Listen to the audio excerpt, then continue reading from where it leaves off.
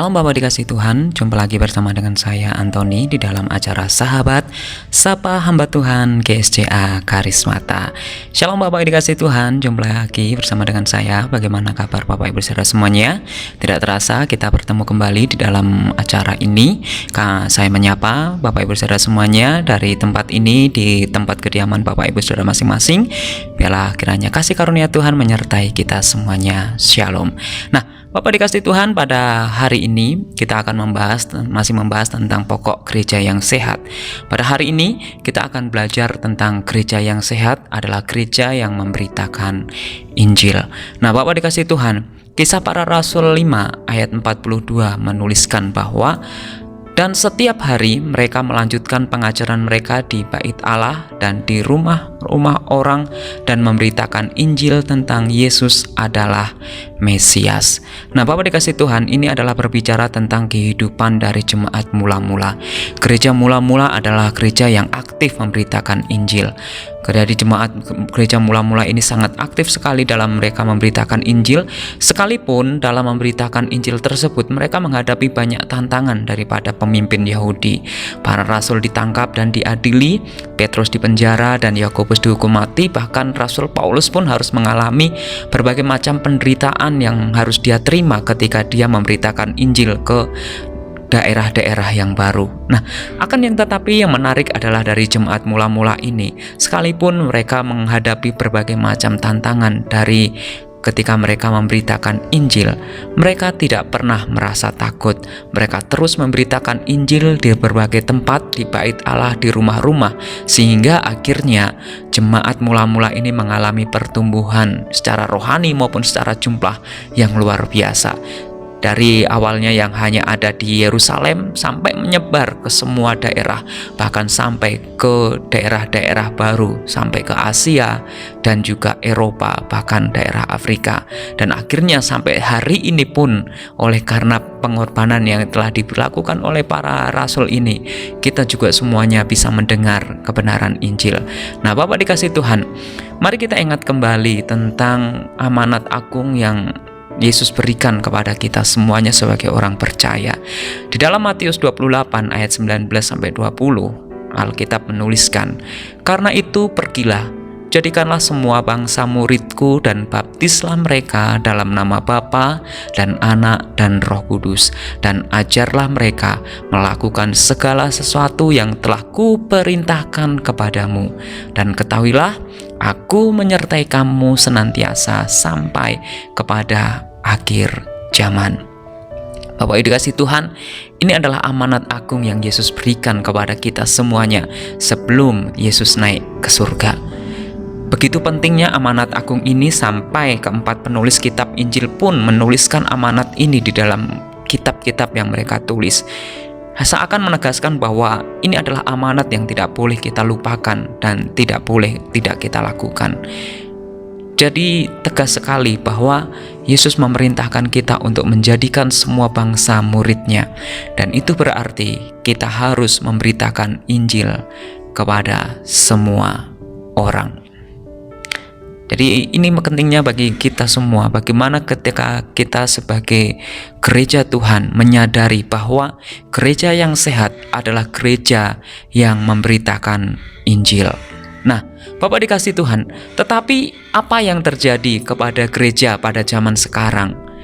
Apakah gereja zaman sekarang aktif memberitakan Injil atau bagaimana?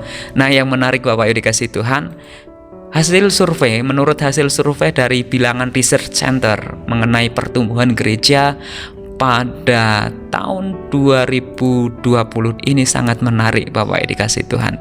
Dikatakan bahwa dari beberapa responden yang disurvei menunjukkan bahwa pertumbuhan jumlah jemaat yang paling besar itu justru dari perpindahan dari gereja lain sebesar 45,7%. Kemudian disusul oleh pertumbuhan biologis, artinya kelahiran, dan kemudian pernikahan dengan pasangan yang berbeda agama sehingga akhirnya memeluk agama Kristen sebesar 11,8%. Ada juga konversi, artinya orang dari agama lain yang secara sukarela mereka berpindah agama kepada menjadi Kristen. Ada lagi perpindahan domisili, mungkin karena pindah kota akhirnya mereka berjemaat ke gereja yang baru. Ada juga yang lainnya sebesar 8,1%. Dan yang menariknya adalah Bapak Ibu Saudara semuanya, dari semua survei ini ternyata hasil pertumbuhan jumlah jemaat di Indonesia pada tahun 2020 hanya 1,7% itu berasal dari penginjilan. Sungguh jumlah yang sangat sedikit dibandingkan dengan hal yang lainnya. Ini menunjukkan bahwa gereja kehilangan semangat untuk menginjili. Padahal gereja yang sehat adalah gereja yang mau menginjili. Jumlah pertumbuhan jemaat itu yang sehat adalah berasal dari penginjilan. Kalau hanya berdasarkan perpindahan dari jemaat gereja yang lain, ya itu berarti bisa kita katakan tidak sehat jika itu menunjukkan porsi yang besar. Untuk itu Bapak dikasih Tuhan, gereja yang sehat dan alkitabiah adalah gereja yang aktif dalam memberitakan Injil. Penginjilan bukanlah sebuah opsi yang dapat dipilih. Apakah saya suka, apakah saya berbakat, ataukah apakah saya mood melakukannya, atau apakah saya sempat atau tidak. Bapak dikasih Tuhan, penginjilan bukanlah sebuah pilihan yang dapat kita pilih, tetapi suatu kewajiban bagi kita semua orang percaya. Karena apa? Karena penginjilan itu adalah bukti kasih kita kepada Tuhan dan kasih kita kepada sesama.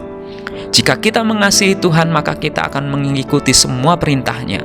Dan tadi sudah dijelaskan bahwa sebelum Yesus naik ke surga, Dia memberikan satu amanat untuk kita semua, yaitu menjadikan semua bangsa adalah murid Tuhan. Dan jika kita mengasihi sesama, maka kita pun akan membagikan kabar sukacita itu kepada mereka. Karena dengan Injil mereka bisa diselamatkan. Dan yang menarik adalah Bapak dikasih Tuhan, Andi Irawan dan mengutip dari Win Arn yang merupakan peneliti di Amerika, mengutarakan bahwa pemberitaan kabar baik yang dilakukan melalui persahabatan itu sangat efektif. Jika didasari dengan pertemanan, itu bisa sampai 79% dari responden itu mengakui bahwa mereka mengenal Kristus karena pemberitaan Injil yang dilakukan oleh teman mereka. Jadi Bapak dikasih Tuhan, sebenarnya ada begitu banyak kesempatan yang kita bisa lakukan untuk kita bisa membagikan kabar baik. Apakah kita mengasihi sesama kita atau tidak, itu akan terlihat di mana hati kita berada. Apakah kita mau menginjili orang-orang yang ada di sekitar kita? Apakah kita mau membagikan kabar baik itu kepada mereka atau tidak? Nah, kembali lagi ke dalam kehidupan kita di Indonesia, Bapak Ibu dikasih Tuhan, kita mungkin patut bersyukur karena bangsa Indonesia adalah bangsa yang menjunjung toleransi, semangat toleransi yang sangat tinggi, di mana dengan prinsip Pancasila, di mana di dalam bangsa Indonesia ini kita memiliki beragam suku, beragam agama, beragam budaya, itu menjadi satu di dalam bangsa Indonesia. Kita patut mengucap syukur akan hal itu. Namun, jangan sampai sikap toleransi ini mematikan kita untuk melaksanakan amanat agung dari Tuhan Yesus. Jangan sampai hanya karena berdasarkan toleransi kita tidak mau memberitakan Injil. Kita harus tetap selalu memberitakan Injil, baik atau tidak baik waktunya. Menurut firman Tuhan di dalam 2 Timotius 4 ayat 2, kita harus siap sedia untuk memberitakan Injil, baik tidak baik waktunya, kita harus tetap memberitakan Injil. Tentu dalam kita memberitakan Injil, kita tidak harus memaksa keyakinan kita kepada orang lain. Biarkan mereka yang mengambil keputusan. Tugas kita adalah menyampaikan kabar baik itu kepada mereka. Jadi Bapak dikasih Tuhan, di dalam hal iman kita harus bersikap eksklusif, yang artinya kita meyakini keselamatan hanya ada di dalam Yesus saja. Tidak ada nama lain di bawah kolom langit ini yang olehnya kita bisa mendapatkan keselamatan. Jadi kita harus pegang teguh prinsip ini bahwa dalam hal iman kita harus bersifat eksklusif, bahwa hanya nama Yesus yang mampu menyelamatkan kita, menyelamatkan semua manusia. Tetapi dalam bermasyarakat, kita tidak boleh eksklusif. Kita tidak boleh merasa bahwa kita adalah orang yang spesial, orang yang tidak mau bergaul dengan yang lainnya. Kita tidak orang yang tertutup, tidak terbuka dengan orang lainnya. Justru ketika kita bermasyarakat, kita harus bersifat inklusif, yaitu menyadari bahwa mereka semua adalah sesama kita yang harus kita kasihi. Dan untuk itu kita harus membagikan Injil itu kepada mereka. Nah, Bapak dikasih Tuhan, dalam memberitakan Injil, sebenarnya ada berbagai macam hal yang bisa kita lakukan. Menurut survei tadi, melalui pertemanan itu sangat efektif, di mana 79 orang dari responden itu mengakui bahwa mereka menerima Injil itu berdasarkan dari teman mereka. Nah, Bapak dikasih Tuhan, mari kita perhatikan cara dalam memberitakan Injil dulu dibandingkan dengan sekarang. Dulu ketika para rasul ini memberitakan Injil, mereka harus pergi ke daerah-daerah untuk memberitakan Injil. Mereka harus bertemu dengan orang untuk memberitakan Injil. Mereka harus pergi ke satu daerah baru, ke kota baru, dari desa ke desa, ke kota, dari negara ke satu negara ke negara yang lain. Itu bukan hal yang sangat mudah, butuh perjuangan yang sangat berat, butuh hal-hal yang harus dipersiapkan, butuh dana yang begitu besar ketika memberitakan Injil pada zaman dulu. Tetapi para rasul, para jemaat mula-mula, mereka tidak pernah kehilangan semangat walaupun mereka mengalami berbagai macam kendala dan kesulitan. Sedangkan kita sekarang, pasti Bapak Ibu tidak asing dengan benda ini, benda kotak ini, benda yang selalu ada dalam genggaman kita setiap hari. Ya, handphone, smartphone. Zaman sekarang kita mudah sekali untuk memberitakan Injil, bukan hanya kepada teman kita, tetapi juga kepada orang-orang yang bahkan berbeda desa dengan kita, berbeda kota dengan kita, bahkan berbeda negara pun dengan kita. Kita sangat mudah sekali memberitakan Injil kepada mereka oleh karena perkembangan teknologi yang ada. Jadi, jika zaman sekarang kita mendapatkan kemudahan dalam memberitakan Injil, mengapa kita tidak mau menginjili? Mengapa kita masih sibuk dengan hal-hal yang lainnya? Gereja yang sehat adalah gereja yang mau membagikan Injil itu kepada semua orang. Maka akhirnya Bapak dikasih Tuhan, mari kita belajar. Kisah Para Rasul 1 ayat 8 itu menegaskan keinginan hati Yesus yang paling dalam, yaitu Yesus ingin supaya kita semua menjadi saksi-saksinya dimanapun kita berada. Di rumah kita, di kota kita, di negara kita, bahkan dimanapun kita ada, kita adalah saksi dari apa yang telah Yesus lakukan. Dan untuk itu kita harus memberitakan Injil itu kepada semua orang. Yohanes 3 ayat 16, karena begitu besar kasih Allah akan dunia ini, sehingga Ia telah mengaruniakan anaknya yang tunggal, supaya setiap orang yang percaya kepadanya tidak binasa, melainkan beroleh hidup yang kekal. Perhatikan Bapak Ibu dikasih Tuhan, karena begitu besar kasih Allah akan dunia ini. Lantas yang menjadi pertanyaan penutup bagi kita semua hari ini adalah, di mana kasih kita dan seberapa besar kasih kita kepada dunia ini? Apakah kita hanya sibuk dengan urusan kita masing-masing sehingga kita lupa untuk memberitakan kabar baik itu kepada orang-orang di sekitar kita? Ataukah kita benar-benar memiliki hati seperti hati Tuhan, yaitu mengasihi dunia yang terhilang ini? Tuhan Yesus memberkati Bapak dikasih Tuhan. Mari kita berdoa. Bapak, terima kasih Tuhan, jika hari ini kami boleh belajar tentang gereja yang sehat, yaitu gereja yang harus menginjili. Pada hari ini Tuhan, kami belajar bahwa bukti kasih kami kepada Engkau dan kepada sesama kami adalah yaitu ketika kami mau membagikan kabar baik itu kepada orang-orang di sekitar kami. Kami membagikan kabar keselamatan itu yang mereka nanti-nantikan dan mereka butuhkan selama ini.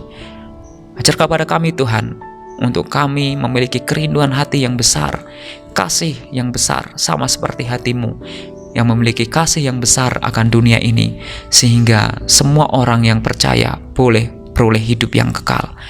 Untuk itu Tuhan Yesus, pada hari ini kami berdoa, Biarlah kiranya kami boleh menjadi gereja yang sehat. Biarlah kami boleh menjadi orang percaya yang mau memberitakan Injil, sehingga hari demi hari makin banyak orang dimenangkan untuk kemuliaan nama Tuhan. Secara khusus kami berdoa untuk pekerjaan pemberitaan Injil di Indonesia. Tuhan akan memberkati untuk semua hamba-hamba Tuhan, orang-orang yang memiliki beban kerinduan, yang saat ini ada di daerah-daerah, yang saat ini sedang berusaha memberitakan Injil kepada orang-orang yang mereka temui. Kami berdoa untuk mereka. Tuhan Yesus akan kuatkan hati mereka, Tuhan Yesus akan teguhkan hati mereka, dan Tuhan Yesus akan lindungi mereka, sehingga apapun yang mereka kerjakan dan mereka hadapi saat ini, tangan Tuhan yang akan menjaga mereka, menjaga keluarga mereka, menjaga pelayanan mereka. Berkati mereka Tuhan, berikan sukacita damai sejahtera. Kami berdoa untuk mereka di dalam nama Tuhan Yesus. Engkau akan kuatkan mereka. Dan kami juga berdoa untuk orang-orang sekeliling kami, teman kami, keluarga kami, orang-orang terdekat kami yang belum mengenal Tuhan sampai hari ini. Kami berdoa Tuhan bukakan mata hati mereka, supaya mereka mau mendengarkan kebenaran firman Tuhan, supaya mereka bisa melihat kemuliaan Tuhan dan mengenal nama Tuhan. Dan terlebih lagi Tuhan, kami berdoa untuk hidup kami. Pakai kami untuk kami boleh menjadi alat Tuhan untuk menyatakan Injil itu kepada mereka. Terpujilah namamu Tuhan. Di dalam nama Tuhan Yesus kami berdoa. Haleluya. Amin. Terima kasih Bapak dikasih Tuhan. Jumpa lagi di lain kesempatan. Tuhan Yesus memberkati. Shalom.